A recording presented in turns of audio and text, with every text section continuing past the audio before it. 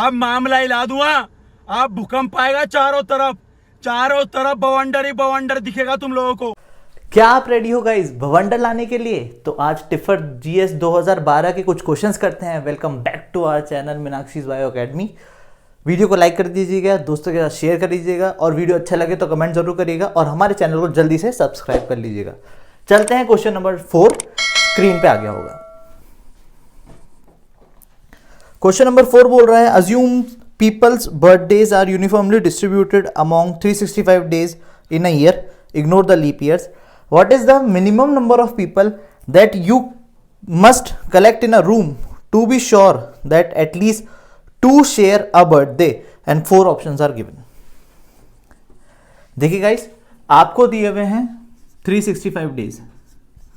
अगर आपको बोला है 365 दिन, तो इसका मतलब है गाइस 365 दिन में 365 लोगों के बर्थडे यूनिफॉर्मली डिस्ट्रीब्यूट हो सकते हैं। दैट मीन्स हमारी रूम में 365 लोग तो रहेंगे, बट उनका हर एक दिन बर्थडे आएगा।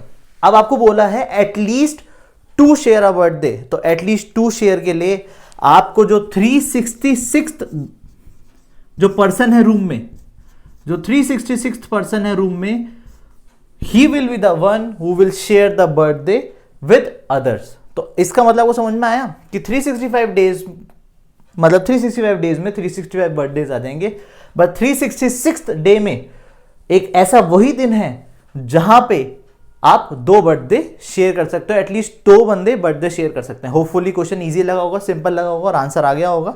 तो इसका ऑप्शन नंबर सी करेक्ट हो गया। That is the 366 people should be there to share at least 2 birthday. क्यों? क्योंकि 365 डेज में 365 बर्थडेज आ जाएंगे और 366 वाला 2 बर्थडे शेयर करेगा। Let's move on to the question number 9 guys. Question number 9 screen पे आ गया होगा। ये प्रोबेबिलिटी का क्वेश्चन है। इसमें बोला गया है क्या, you are trying to walk across the slippery floor of a 10 metre wide room. You take uniform steps of 0.5 metre each. There is a 10% probability that you will slip and fall at every step. What is the chance that you will make it to half way across and then slip to fall exactly in the middle of the room? 4 options आपको given है। मतलब guys आपको बोला है आपका 10 metre का room है, ये 10 मीटर विड्थ रूम है, ये सेंटर है। आप ए पॉइंट से चलना चालू हुए। अब गाइस देखिए पूरा 10 मीटर का रूम है, मतलब हाफ वे तक अगर आपको बोला है तो हाफ वे तक मतलब 5 मीटर और हर कदम पे आप 0.5 मीटर कवर करते हो। तो ऐसे कितने कदम रखोगे आप सेंटर तक? तो टोटल स्टेप्स टू सेंटर कितने होंगे गाइस? सेंटर तक कितने स्टेप रखोगे? देखो अगर हर स्टेप 0.5 मीटर का होता है और सेंटर तक जाने तक का डिस्टेंस 5 मीटर है, तो हर स्टेप में कितना कितने स्टेप लगा लोगे? 5 metre upon 0.5 metre. Answer comes out to be 10। 10 step आपको लगेंगे। Step number 1, step number 2, step number 3, 4, 5, 6, 7, 8, 9 and 10। Total 10 steps लगेंगे आपको सेंटर तक पहुंचने के लिए। गाइस ध्यान रखिए, इन्होंने बोला है कि आप क्वेश्चन की लास्ट लाइन पढ़िए। क्वेश्चन की लास्ट लाइन क्या कहती है कि आप सेंटर तक बिना स्लिप हुए पहुंचे। जैसे ही सेंटर पे कदम रखा आप स्लिप हो गए। बिना सेंटर तक आप पहुंचते पहुंचते आपने 10 स्टेप लिए थे, उन 10 स्टेप में आप कभी भी स्लिप नहीं हुए, यहां पे जाके स्लिप हुए। तो गाइस अगर गौर से देखिएगा, अगर आपको 10% स्लिप होने की चांसेस बोली या प्रोबेबिलिटी बोली या चांस बोली कि 10% चांस है आप स्लिप हो गए हर स्टेप पे, तो 90% चांस है you will not slip. Yes और नो? 10% को हम क्या लिख सकते हैं? 0.1 प्रोबेबिलिटी है कि आप स्लिप होंगे और 0.9 प्रोबेबिलिटी है, क्योंकि 90% को 0.9 लिख सकते हैं, तो 0.9 प्रोबेबिलिटी है कि आप स्लिप नहीं होंगे। ठीक है गाइस, इसका मतलब है आपने 10 स्टेप लिए, 0.9 इसकी प्रोबेबिलिटी लगी कि आप स्लिप नहीं हुए, 0.9 यहां पे रही, 0.9 प्रोबेबिलिटी चांस यहां पे रहा, 0.9 यहां रहा, 0.9 यहां रहा, 0.9 यहां रहा, 0.9 यहां रहा एंड सो ऑन 10 तक चलता गया। इसका मतलब है आपकी स्लिप ना होने की प्रोबेबिलिटी कितनी हो गई? यहां तक, सी तक 0.9 multiply by 0.9 multiply by 0.9 multiply by 0.9 10 times. Yes और नो गाइस? यस, क्योंकि हर एक स्टेप पे आप स्लिप नहीं हुए, सी पे जाके स्लिप हुए हो।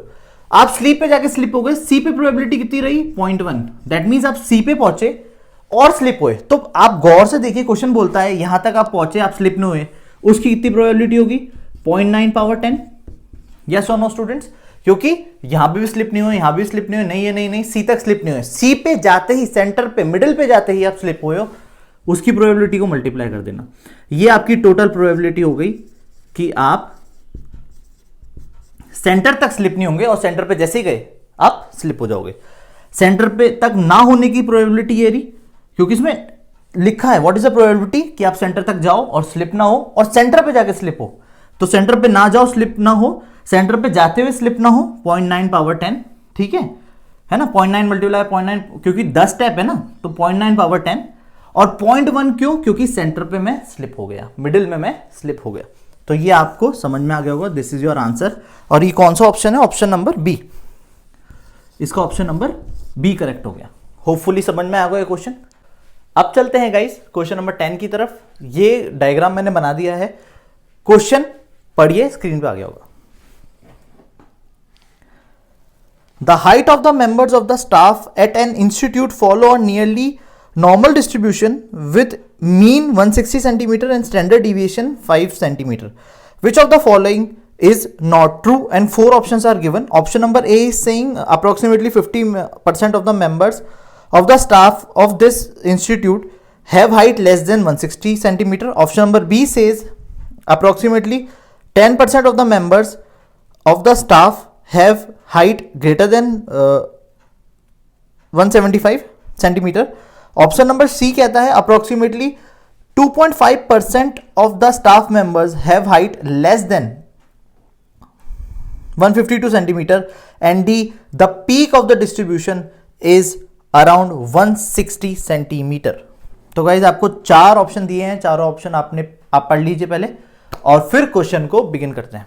गाइज आपको नॉर्मल डिस्ट्रीब्यूशन दिया हुआ है, तो अगर आपको दिख रहा हो गाइस, तो 160 के इस साइड देखोगे और 160 के इस साइड देखोगे, तो आप देखोगे यहां से यहां तक टोटल आपके जो रेक्टेंगुलर ये जो हाइट्स बन रही हैं, ये टोटल 32 हाइट, ये 16 हाइट्स यहां बनेगी, 16 हाइट्स यहां बनेगी, तो टोटल 32 हाइट्स बन रही है। और आपको पता है 160 के इधर भी 16 बन रही है, 16 बन रही है, और 160 के उधर भी 16 बन रही है। गाइस ध्यान रखना, नॉर्मल जो डिस्ट्रीब्यूशन का हम ग्राफ बनाते हैं वो हमेशा सिमेट्री होता है। तो आपको पता है 160 की इधर और 160 इधर सिमेट्री है। इसका मतलब क्या हुआ? तो पहला ऑप्शन ए करेक्ट हुआ या नहीं हुआ? उसमें बोला है 160 सेंटीमीटर से पीछे या लेस देन वाले जिनकी भी हाइट्स हैं वो 50% अप्रोक्सीमेटली स्ट्रेंथ बनाते हैं इंस्टीट्यूट की। 50% लोगों की हाइट 160 से कम है, क्योंकि ग्राफ सिमेट्रिकल है, तो हम उससे कह सकते हैं कि ए ऑप्शन आपका करेक्ट है। ए ऑप्शन आपका करेक्ट है। आपको क्वेश्चन ने बोला है कि कौन सा फॉल्स है या कौन सा नॉट ट्रू है, आपको उस पर ध्यान देना है। तो आपको पता लग गया होगा 160 से इधर जाओगे तो भी 50% स्ट्रेंथ है, 160 से उधर जाओगे तो भी 50% स्ट्रेंथ है। तो ए ऑप्शन आपका ट्रू हो गया। ठीक है, ऑप्शन नंबर डी पे चलते हैं। पहले ऑप्शन नंबर डी की बात करूं गाइस, उसने बोला है the peak of the distribution is 160 centimetre. Guys peak का मतलब चोटी, इन हिंदी पीक का मतलब चोटी। तो आपको पता होना चाहिए 160 पे सबसे ज्यादा हाइट दे रहा है आपका ग्राफ या नहीं। अगर 160 पे ही सबसे ज्यादा हाइट मिल रही है आपको, तो पीक आपकी 160 सेंटीमीटर ही हुई। तो पीक क्या होगी? 160 सेंटीमीटर। पीक का मतलब ही होता है द लार्जेस्ट और जिसकी सबसे ज्यादा हाइट हो, ग्राफ में जिसकी सबसे ज्यादा हाइट हो वो पीक कहलाता है। तो 160 पे सबसे ज्यादा हाइट ले रहा है ग्राफ, तो वो पीक हो गया। तो ये भी ट्रू हो गया। अब चलते हैं ऑप्शन नंबर सी पे। सी बोल रहा है कि अब सी ऑप्शन में बेटा एक गड़बड़ है, उसमें 2.5% लिखा हुआ है। बेसिकली वहां लिखा होना चाहिए था 25%, नॉट 2.5%, वहां पे लिखा होना चाहिए था 25%। ध्यान रखना, करेक्ट कर लीजिएगा। ऑप्शन नंबर सी में आपको 2.5% दिया हुआ है कि 2.5% जो लोग हैं उनकी हाइट, मैं एक बार फिर से पढ़ लेता हूं, 2.5% जो स्टाफ मेंबर्स हैं उनकी हाइट 152 से कम है। गाइस देखो 152 कहां आएगा? अगर आप चेक करते हो तो ये आपका 151 हुआ, ये आपका 152 हुआ, 152 ये रहा, ठीक है, ये आपका 152 रहा, 152 से पीछे कितने आपके ये हाइट्स हैं देख लो, 1 2 3 4 5 6 7 8। अब आपको पता है यहां से यहां तक टोटल हाइट मैंने आपको बताई थी 32 इधर है, 32 उधर है, 16 है। आपको पता चला कितनी हाइट हमने ले ली, 1 2 3 4 5 6 7 8। 152 से पीछे पीछे अगर आप देखते हो तो कितनी हाइट आपको मिल गई, 8 तो आपको टोटल यहां से यहां तक क्या मिले, 8 तो आपके यहां से यहां तक ये जो रेक्टेंगुलर ग्राफ है वो हो गए। टोटल आप देखोगे तो आपके हैं 32 ग्राफ्स। टोटल आप देखते हो तो आपके यहां से यहां तक बनते हैं 32 ग्राफ्स इंटू 100।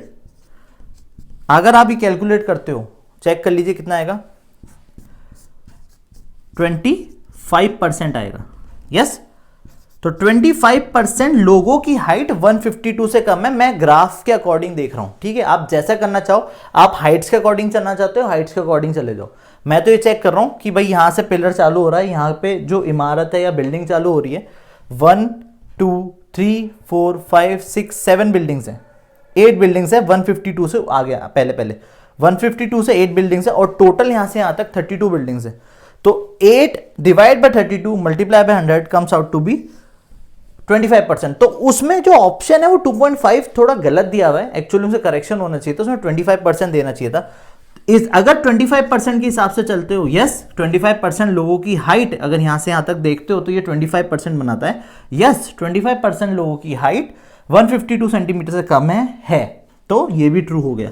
तो प्लीज क्वेश्चन में करेक्शन कर लीजिएगा, ये एक सी वाले पार्ट में करेक्शन था। अब चलते हैं बी पे, बी ऑप्शन। गाइस बी में बोला है कि 10% लोगों की हाइट 172 से ज्यादा है। अगर आप क्वेश्चन में पढ़ते हो उसमें क्या लिखा है, 175 से ज्यादा है। 10% लोगों की हाइट 175 से ज्यादा है। तो आप चेक करो,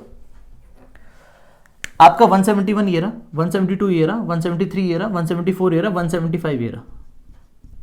यस, अब आप खुद सोचिए, ये 175 से ज्यादा बोल रहा है 10%। क्या ये 10% बना रहा है पूरे ग्राफ का?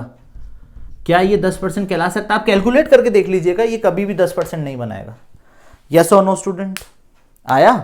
क्या ये 10% बन रहा है? No, it will never make 10%। इतना 175 से 176 मतलब 175 से ज्यादा बोलिए ना, ग्रेटर देन 175 क्वेश्चन में लिखा है। तो 175 से ज्यादा क्या है, सिर्फ 176 पे जाके हमारी ग्राफ रुक रहा है। अगर 176 पे हमारा ग्राफ रुक रहा है तो क्या इतना सा सेक्शन, इतना सा एरिया 10% बनाएगा? कभी नहीं बनाएगा। आप कैलकुलेट करके भी देख सकते हो। तो सिर्फ और सिर्फ ये बी वाला जो है ग्रेटर देन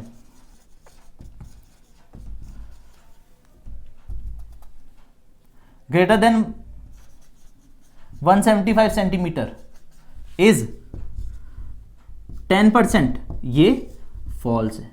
तो होपफुली आपको समझ में आओगे। ग्राफ चेक करके बता सकते हो। ए ऑप्शन, इसलिए ए ऑप्शन भी चेक कर लिया मैंने, डी ऑप्शन भी चेक कर लिया, सी ऑप्शन आपको कैलकुलेट करके बता दिया, और यही सेम तरीका आप लास्ट बी ऑप्शन के लिए भी चूज कर सकते हो। इतना सा पार्ट कभी भी 10% नहीं बनाएगा आपके पूरे नॉर्मल डिस्ट्रीब्यूशन का। होपफुली आपको समझ में आ गया। तो the B option is false. अब चलते हैं गाइस क्वेश्चन नंबर 13 की तरफ। क्वेश्चन नंबर 13 का ग्राफ मैंने पहले ही ड्रॉ कर लिया जिससे आसानी रहे। क्वेश्चन बोलता है, स्क्रीन पे आ गया होगा, if log y equals to log x power n then from the following figure shown below what is the value of m। आपको फिगर दिया हुआ है और आपको 4 वैल्यूज दी हुई है m की। तो गाइस देखिए, ये आपका पूरा एक फिगर है जैसे आप देख सकते हो, और आपको एक चीज ये भी बोली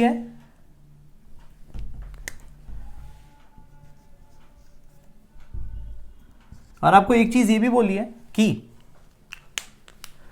log y equals to log x power m। ठीक है गाइस, जैसे कि आपको दिख रहा है एक स्ट्रेट लाइन है और स्ट्रेट लाइन की equation y equals to mx plus c होती है, और इस m की वैल्यू स्लोप होता है या नहीं होता। एंड आपको पता है ये पूरी लाइन 2 पॉइंट से पास हो रही है। पॉइंट नंबर 1 आपको मैं दिखाता हूं, ये आपको मैं हाईलाइट करके दिखा रहा हूं। ये पहला पॉइंट है जहां से लाइन पास हो रही है, ये दूसरा पॉइंट है जहां से लाइन पास हो रही है। ठीक है गाइस, तो मैं इस वाले पॉइंट को इस यहां पे x1 पॉइंट ले लेता हूं, यहां पे x2 पॉइंट ले लेता हूं x एक्सिस पे, यहां पे मैं इसको y1 बोल देता हूं, यहां पे इसको y2 बोल देता हूं। Is it clear? तो आपको पता लगा ये वाला पॉइंट हो गया x1, y1, और ये वाला जो पॉइंट हो गया वो हो गया x2, y2। आपको पता है एक लाइन जब 2 पॉइंट से पास कर रही होती है तो उसका स्लोप का फॉर्मूला होता है m equal to y2 minus y1 upon x2 minus x1। Yes और नो स्टूडेंट? आपको पता होगा ये स्ट्रेट लाइन का स्लोप की इक्वेशन है जब एक स्ट्रेट लाइन दो पॉइंट से पास कर रही होती है x1 y1 और x2 y2। यस, तो y2 minus y1 upon x2 minus x1, y2 अगर आप चेक करोगे तो 9.2 है, y1 आप चेक करोगे तो 9.0 है, x2 आप चेक करोगे तो 4.6 है, और x1 आप चेक करोगे तो ये अगर आप 4.4 और 4.6 के बीच में जो पॉइंट आता है वो 4.5 होता है, वो 4.5 है। तो आपको पता लगा आंसर आया 0.2 upon 0.1, decimal cancels out, answer comes out to be 2। तो m की वैल्यू आपका 2 हो गया, that is D is the option. Hopefully correct. समझ में आ गया स्टूडेंट्स? कोई दिक्कत तो नहीं आई होगी अभी तक आपको? ठीक है, चलते guys next question, question number 14। Question number 14 में पहले ही मैं ग्राफ, इसके जो ऑप्शंस हैं और जो ग्राफ्स है वो बना चुका हूं। क्वेश्चन बोलता है, पढ़िए, which of the following is mostly likely to be graph of the function y equals to ax square plus bx power 4, और आपको 4 ग्राफ्स बने हुए हैं, इनमें से कौन सा हो सकता है, और उसमें 4 ऑप्शन दिए हुए हैं a b c d। ठीक है गाइस, देखिए गाइस, आपको y equals to X square plus bx power 4 के 4 ग्राफ्स दिए हुए हैं, इनमें से बोला है कि इन चारों में से कौन से आपके ग्राफ इस इक्वेशन को रिप्रेजेंट करते हैं, और 4 ऑप्शन आपको गिवन है। शुरू करते हैं गाइस, पहले b और d पे चेक करते हैं। गाइस देखिए, यहां पे x की पावर 2 और x की पावर 4 है। टर्म में अगर आपको इतना पता होता है कि एक स्ट्रेट लाइन जब भी बन रही होती है, ऐसा स्ट्रेट लाइन वाला ग्राफ जो बन रहा होता है, वो तभी बनता है इस ग्राफ की डिग्री 1 होती है। इसकी जो भी इक्वेशन बनेगी, पर यहां पे तो डिग्री 4 दी हुई है। यस और नो स्टूडेंट्स? यहां पे डिग्री 4 दी हुई है, इस फंक्शन की डिग्री क्या है? 4। जब डिग्री 1 होती है तभी तो हमें स्ट्रेट लाइन मिलती है।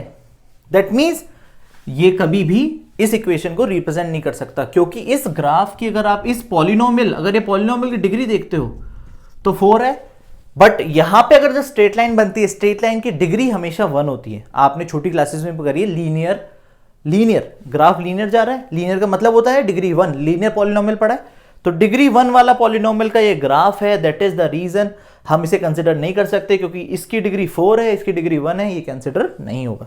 यहां पे आ जाइए गाइस, आप गाइस देखते हो इस पॉइंट को सम कुछ बोलेंगे, मतलब इस पॉइंट पे x की वैल्यू 0 है। यस है ना? तो हम इसी वैल्यू, इस x की वैल्यू हम इस वाली इक्वेशन पुट करके देखते हैं। a multiply by 0 plus b multiply by 0 आ जाएगा। दैट मीन्स y की वैल्यू भी 0 आ जाएगी।